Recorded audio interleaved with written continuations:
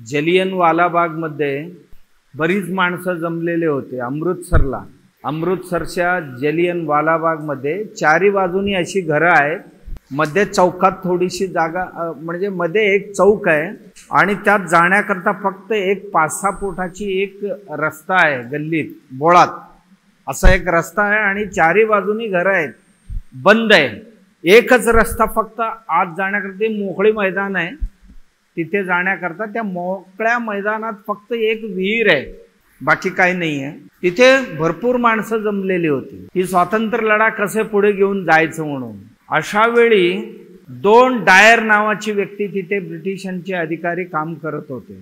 एक कलेक्टर होता, त्याचंही नाव डायर होता आणि दुसरा एक पोलीस अधिकारी होता जनरल डायर, तोही डायर नावाचाच होता। काय त्यांच्या मनात आलं माहित नाही, जनरल डायर एकदमच पोलिसांना घेऊन गेले। जो द्वार होता 5-6 फुटाचा आणि त्याच्या भिंतीवर चढले आणि चढून चारी बाजूनी स्वातंत्र्य सैनिकांना घेरले आणि दारातही पोलिसांना उभी केली बंदूक देऊन। जो दारात न येईल गोळ्या घालायचा त्यांना तिथे आणि बाकीच्यांना वरून वेचून काढायचं। अचानकच त्यांनी आदेश दिला की फायर म्हणून, आणि बसलेले लोकांना कळे ना की आम्ही काय केलेले, काही हिंसा केलेली नव्हती किंवा काहीही केलेली नव्हती, चिंतन मंथन करण्यासाठी जमलेले होते। अचानकच फायरिंग सुरू झाला, बंदुकीने तोफ गोळ्याने उडवाउडवी सुरू झाली।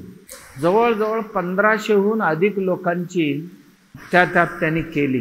काही लोकांनी प्राण वाचवण्याकरता जो एकमेव विहीर होता तिथे गोल, त्या विहिरीत सुद्धा उडी टाकले आणि त्या विहिरीतच अनेक लोकांचा मृत्यू झाला। आणि त्यावेळी भारतात त्याचा प्रतिक्रिया उमटायला लागली। निरपराध लोकांची हत्या ब्रिटिश सरकारने अशा पद्धतीने केले म्हणून जिकडी तिकडी ब्रिटिशांच्या विरोधात आंदोलन सुरू झाले आणि ते आंदोलन बघता बघता हिंसक रूप धारण करायला लागले।